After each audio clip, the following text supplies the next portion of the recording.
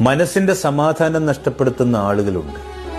അതിന് വഴിയൊരുക്കുന്ന സാഹചര്യങ്ങളുണ്ട്.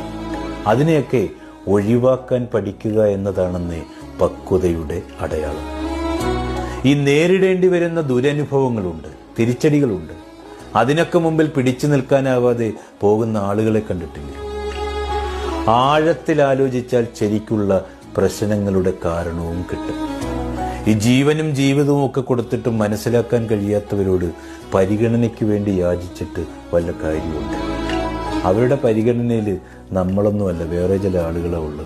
അത് നമ്മൾ മനസ്സിലാക്കണം. ജീവിതത്തിൽ തകർക്കാനും തളർത്താനുമൊക്കെ അങ്ങനെ ഒരുപാട് ആളുകൾ ഉണ്ടാകും.